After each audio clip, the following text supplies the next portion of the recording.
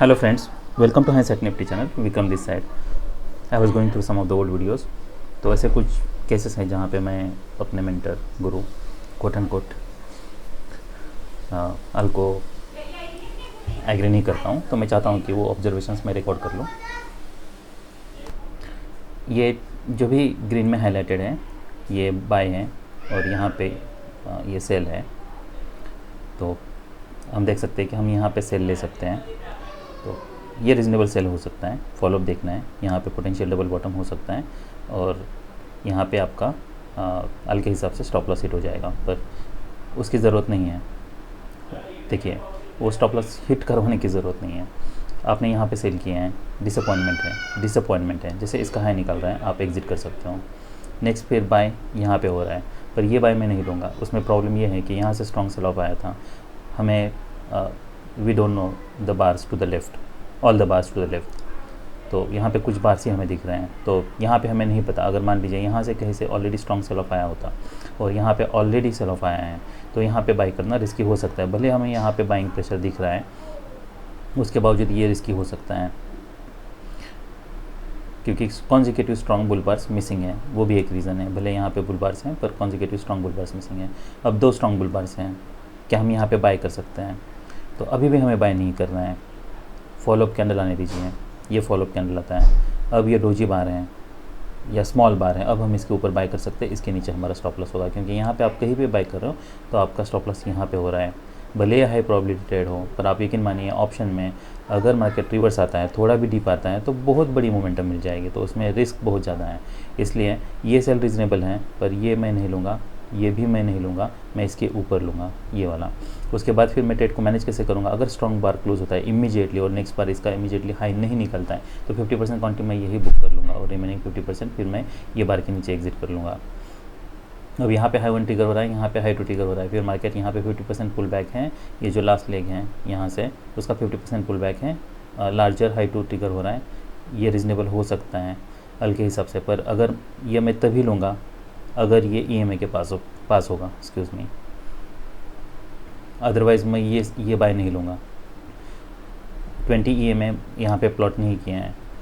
अगर ये 20 EMA के पास नहीं है, मोस्ट प्रोबेबली होगा। अगर नीचे भी है 20 EMA के, अगर EMA यहाँ पे नीचे हैं, तो EMA के पास अगर मान लीजिए नीचे हैं, तो मैं ये बाय नहीं लूँगा।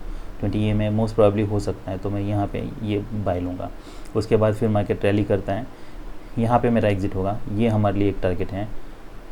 50% क्वांटिटी एग्जिट करूँगा, रिमेनिंग मैं होल्ड कर सकता हूँ। देखना है क्या यहाँ से कोई क्लियर रिवर्सल आता है। कोई क्लियर रिवर्सल नहीं आता है।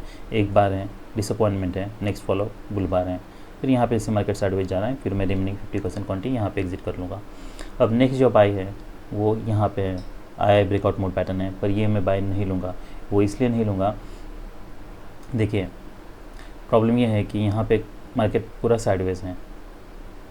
तो अब 20 EMA प्लॉट नहीं है, इसलिए ये सब कन्फ्यूजन है। पर मान लीजिए अगर मार्केट 20 EMA के पास नहीं है, EMA अगर यहाँ से नीचे है, यहाँ से अगर बायर्स आया है, तो फिर मैं ये बाय यहाँ पे नहीं लूँगा, क्योंकि टारगेट फिर हमारे लिए यही है।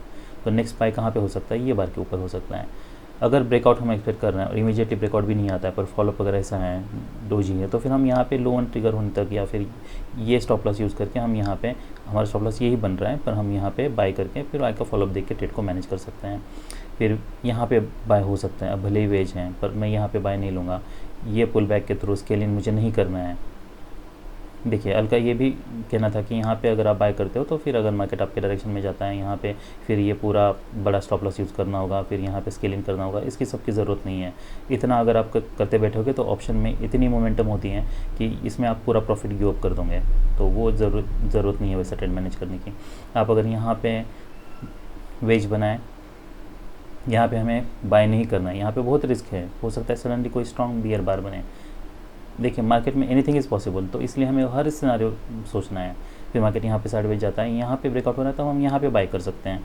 फॉलोअप देखना है, ऐसे बार्स बन रहे हैं, डिसअपॉइंटमेंट है, यहाँ पे एग्जिट करना है। जैसे मैंने बताया, यहाँ पे जो स्ट्रेटेजी हमने यूज़ की थी, सेम स्ट्रेटेजी हमें यहाँ पे यूज़ करनी है। फिर 3 बियर बार्स बनते हैं। फिर मार्केट जब इसके ऊपर जाने लगता है, यहाँ पे सेल मैं नहीं लूँगा। मैं सेल कहाँ पे लूँगा? मैं यहाँ पे लूँगा। क्यों? क्योंकि 3 कॉन्जिक्यूटिव स्ट्रॉन्ग बियर बार्स हैं, मार्केट रैली कर रहा है, यहाँ पे हाई के पास है। अगर मैं यहाँ पे, मुझे कम स्टॉप मिल सकता है, मैं यहाँ पे सेल करूँगा, यहाँ पे स्टॉप लॉस यूज़ करूँगा। मैं यहाँ पे सेल नहीं लूँगा। यहाँ से कभी भी बायर्स आ सकते हैं।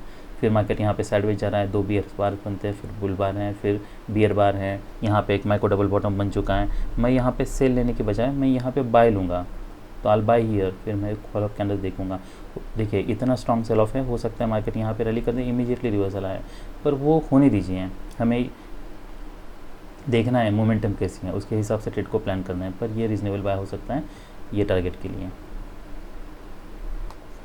तो जैसा मैंने बताया यहाँ पे सेल हो सकता है, यहाँ पे बाय हो सकता है, ये ईएमआई के पास है तब मैं बाय लूँगा, ये ब्रेकआउट पे मैं बाय ले सकता हूँ, फिर नेक्स्ट बाय मेरा ये होता, यहाँ पे मेरा सेल होता, और फिर और एक बाय मैं यहाँ पे लेता। तो ये सब मेरे लिए स्कैल्प्स थे। नेक्स्ट अब ये चार्ट देखिए, इसमें कोई स्कैल्प का एग्जांपल तो नहीं है, पर अगर आप यहाँ से बाइंग आई थी, अगर मैं यहाँ पे बाय कराऊँगा तो मैं ये मेक श्योर करूँगा कि और एक लेग आ सकता है। अगर ये मार्केट यहाँ से नीचे आता है तो और एडिशनल क्वांटिटी बाय करने के लिए सोच सकता हूँ, पर मैं स्टॉप लॉस इसके नीचे यूज़ नहीं करूँगा। क्यों नहीं करूँगा? क्योंकि ऑप्शन का नेचर ऐसा है कि थोड़ा भी मार्केट नीचे आता है या यहाँ पे मान लीजिए डिप भी करता है तो ऑप्शन में बहुत मोमेंटम होगी, तो मैं ये जो इतना भी बार है उसको मैं और नीचे प्लॉट करूँगा और उतना बड़ा मैं स्टॉप लॉस यूज़ करूँगा। ये स्टॉप लॉस का ऑप्शन में कोई मतलब नहीं है। फिर मार्केट रैली करता है, यहाँ पे मैं ज़रूर 50% क्वांटिटी बुक करूँगा, रिमेनिंग होल्ड करूँगा। फिर यहाँ पे मोमेंटम ब्रेक हो रहा है, साइडवेज जा रहा है, तो यहाँ पे फिर रिमेनिंग क्वांटिटी में एग्जिट कर सकता हूँ। अगर ईएमए के नीचे हैं, ऐसा बार बन रहा है या फिर ऐसा बार भी बन रहा है, मान लीजिए ये 20 ईएमए के नीचे है, ये बार के ऊपर वीक है, मार्केट जब नीचे आ रहा है, ये टारगेट के पास है, तो मैं यहाँ पे सेल करने के लिए सोचूंगा। तो वहाँ पे एक सेल होता, 20 ईएमए नहीं है पर आई गेस यहाँ पे होना चाहिए, अगर ये मोमेंटम देख के मुझे वैसा लग रहा है। फिर मैं यहाँ पे बाय करता, जैसे मैंने बताया कि हम यहाँ पे कहीं पे बाय करने के लिए सोच सकते हैं।